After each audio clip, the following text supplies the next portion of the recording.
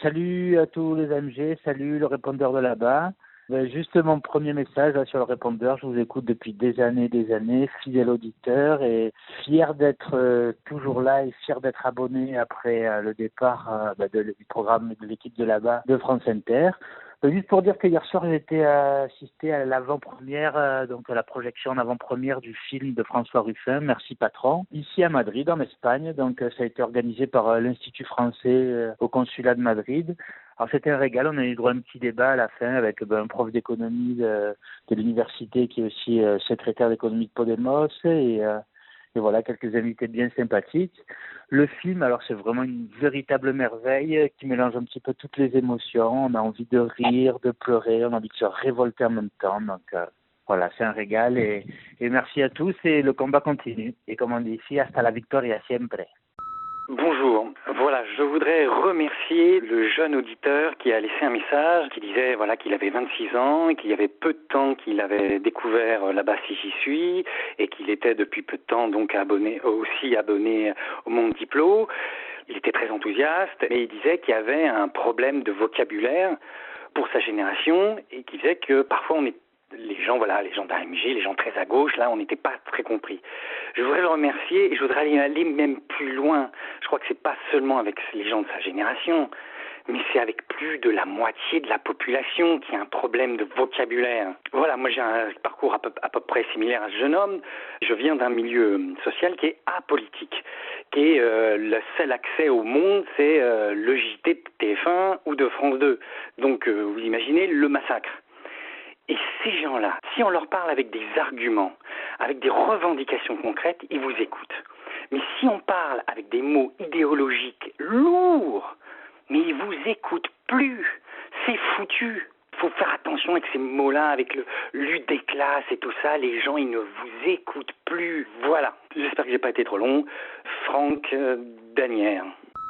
Salut là-bas, je viens d'écouter vos émissions sur la police et c'est choquant qu'ils soient capables de manifester alors que les violences policières ont explosé depuis l'état d'urgence. À ce propos, voici une petite anecdote. Savez-vous comment les contrôles routiers sont effectués dans les zones rurales et sinistrées de notre beau pays ? Sur une petite route départementale, il faut faire face à 2 gendarmes accompagnés d'une dizaine de militaires en armes. Ils bloquaient la route. Je peux vous assurer que ça fait vraiment, vraiment bizarre. Parce que ça sert à quoi d'effectuer des contrôles routiers avec des militaires en armes ? Font-ils des entraînements ? Est-ce que ça sert à intimider la population ? À protéger la population ? En plus, je ne sais pas si vous l'avez remarqué, mais tous les militaires, hommes et femmes, n'ont pas plus de 20 ans. Je rappellerai plus tard, parce que j'ai rien à dire là ce soir. J'ai juste vu le numéro et je pense que je vais vous rappeler. J'aime pas trop mal ce que vous faites et puis je pense qu'on a beaucoup de choses à dire sur ce qui se passe en ce moment dans l'actualité politique, puisque c'est ce qui quand même va nous intéresser le plus dans les semaines à venir, sachant que je me bats les couilles de ce qui se passe aux States. Je ne m'intéresse pas du tout aux primaires de la droite, ni à celles de la gauche. On verra qui va s'engager pour vraiment changer les choses. Bon, je ne vais pas dire qu'il y en a qu'un, mais faut quand même changer cette putain de république de merde. Eh bien le bonjour à tout le monde. À bientôt. Bonjour, les AMG. Elle est bien mignonne, la petite Aude Lancelin.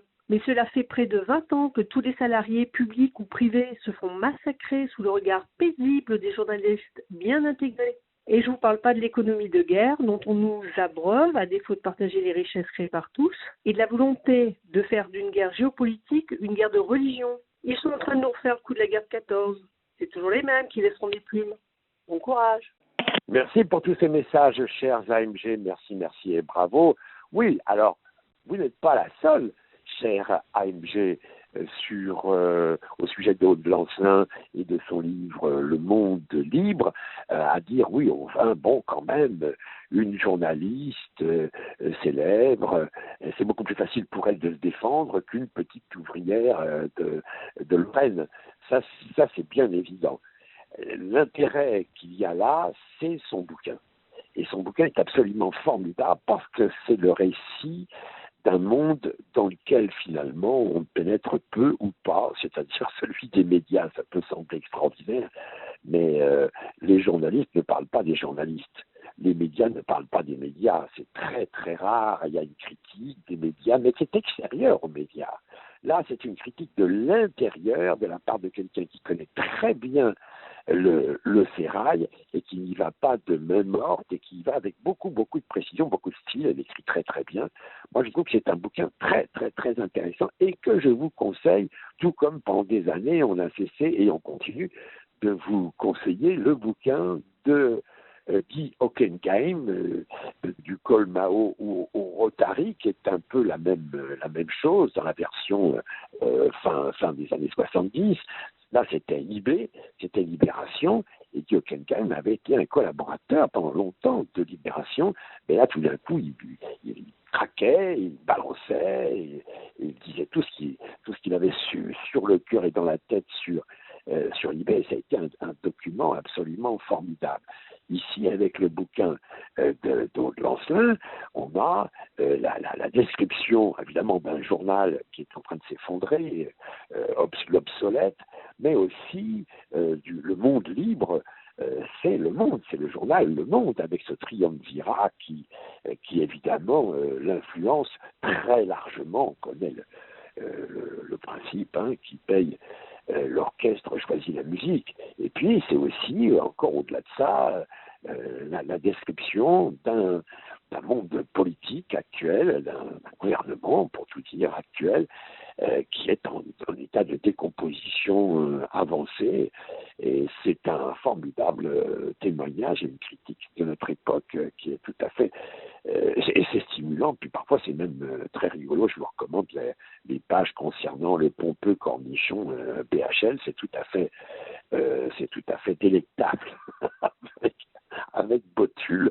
Vous pouvez d'ailleurs réécouter l'émission qu'on avait consacrée avec les Botuliens à cette mascarade formidable où BHL c'était le pompeux cornichon s'était pris les pieds dans le tapis. Voilà, d'autres choses à savourer, à se régaler ou à découvrir sur le site de la Basse J'y suis, notamment cette histoire qu'on a trouvée hier dimanche d'une petite association, un petit collectif de Roms d'Angers, la ville d'Angers, qui ont essayé de venir déposer une gerbe lors de la cérémonie où était présent le président de la République à Montreuil-Bellay, sur le camp de Montreuil-Bellay, au cours duquel le président de la République a reconnu la responsabilité de la France dans la persécution des Roms. Ces gens-là venaient apporter une gerbe. Eh bien, ça a été impossible. Ça leur a été interdit. Ils sont partis très dépités, mais ils ont tourné une petite vidéo très éloquente, très efficace sur ce qui s'est passé là. Et puis d'autres choses encore à voir sur le site de la Basse J'y suis, et puis le répondeur 01 85 08 37 37 01 85 08 37 37. Hier, j'entends un petit message de Pierre Laurent qui appelle à soutenir Mélenchon. Je trouve ça très bien. C'est peut-être vraiment la renaissance du front de gauche. Et en fait, là, ce soir, j'apprends que le PCF dit non à Mélenchon. Il y a des choses que je comprends pas. Il va falloir que j'éduque un peu mon cerveau, là, parce que là, je comprends pas tout, là. J'étais à une conférence ce matin puis pour mon entreprise et j'en ai eu une bonne. Donc c'était au sujet des subventions gouvernementales donc au Québec et au Canada. Dans l'Assemblée, il y avait des personnes qui travaillaient justement pour le gouvernement. Et quand on parlait des subventions, à un moment, il y a le conférencier qui s'est fait reprendre par cette personne du gouvernement qui a dit « non, écoutez, maintenant, on ne parle plus de subventions, on parle de prêts non remboursables, c'est ça, de prêts gouvernementaux non remboursables. » Et là, je me suis dit, ils ont parlé pendant 10 minutes à littéralement faire, désolé du mot, là, mais à enculer des mouches par rapport à ce mot-là. Mais dans le fond, c'était par rapport à justement pas dire le mot subvention. Alors, il y a deux choses là-dedans. La première, ils ont justifié ça parce que, évidemment, dans toutes les lois par rapport au CETA et l'ALENA, etc., les traités internationaux, si une entreprise est subventionnée, ils ne peuvent pas dire subventionné parce que si c'est subventionné, ça peut être de la concurrence déloyale. Mais dans le fond, c'est exactement ça, hein, c'est une subvention. Voilà, je trouvais ça drôle. Je sais pas si c'est déjà en France qu'on appelle ça comme ça, mais si c'est au Québec et que ça n'est pas encore en France, ça va l'être dans pas longtemps que tu vas entendre ce mot-là. Probablement pour les prochaines élections, tu vas entendre ça. Allez, voilà, je vous embrasse, bye. Enfin, j'avais tenté toute ma vie de la coucher sur mon divan, sur la paille, ou bien dans mon lit, sur le sable, face à l'océan, sur un parking, sur un parvis, sur un tapis d'or et d'argent, sur les bords du lac d'Annecy, au beau milieu du lac Léman. Mes efforts n'ont pas abouti, malgré des années de tourments, mais aujourd'hui, j'ai réussi, je l'ai couché sur mon testament. C'était Georges Philippe, salut. 01 85 08 37 37, le répondeur de Là-bas si j'y suis, c'est du lundi au vendredi à 13h.